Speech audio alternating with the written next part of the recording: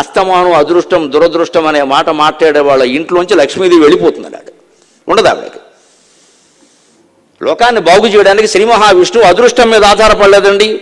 చేపగా పుట్టాడమ్మా మత్స్యావతారం, తాబేలుగా పుట్టాడమ్మా, పర్వతాన్ని ధరించాడా మహానుభావుడు. ఆయనకి ఏం కర్మ. పందిగా పుట్టాడండి. మనం తిడతాం ఎవడైనా కోపం వస్తే పందని. స్వామి వరాహంగా పుట్టాడు. సగం మనిషి సగం జంతువుగా పుట్టాడు నరసింహస్వామిగా. ఇన్ని అవతారాలు ఎందుకు ఎత్తాడు? కృషి కృషి కృషి. లోకం బాగుపడాలంటే నా అవతారాలు నేను ఎత్తాలి, నా పాటలు నేను పడాలి, నా భార్యను ఎవడో ఎత్తుకుపోవాలి, నేను ఏడవాలి, అప్పుడు నేను ఎలా ఉన్నానో లోకం తెలుసుకుంటుంది. అందుకని రామావతారం ఎత్తాడే. నేను ఇన్ని కష్టాలు పడ్డాను, మీరు కూడా జీవితంలో కష్టాలు పడతారు, ఎలా ఎదుర్కోవాలో నేర్చుకోండి.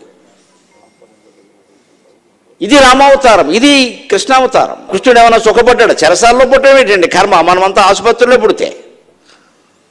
చెరసాలకు ఎప్పటికీ పేరు శ్రీకృష్ణ జన్మస్థానం అని. పైగా ఎవరు చూస్తుండగా పుట్టాడు? పుట్టగానే చంపేసే మేనమావ. అయ్యి బాబోయ్ ఎంత అదృష్టమో. శ్రీకృష్ణుడికి లేదు అదృష్టం, మనకు వచ్చేస్తుంది ఇక్కడ. పుట్టగానే చంపేస్తాడు మేనమావ. ఎందుకంటే ఈయనకంటే ముందే ఆరుగురిని చంపేశాడు. అటువంటి మేనమావ ఎవరికైనా ఉన్నాడా?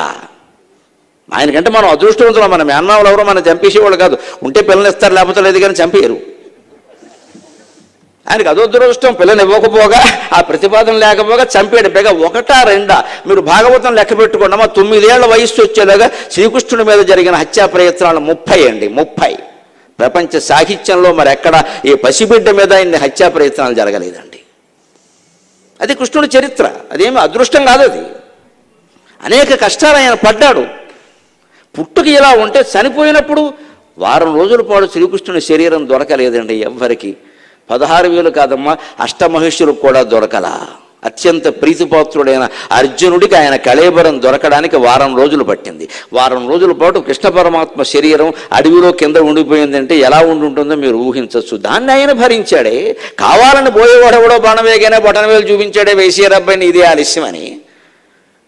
ఎక్కడ మృత్యు వస్తుందో మనం 60 ఏళ్ళు వచ్చినా 70 ఏళ్ళు వచ్చినా సరే ఆయుష్య హోమం చేయిస్తే ఇంకా ఆయుర్దాయం ఎందుకు? ఇంకా దేశాన్ని దోచుకోవడానికా?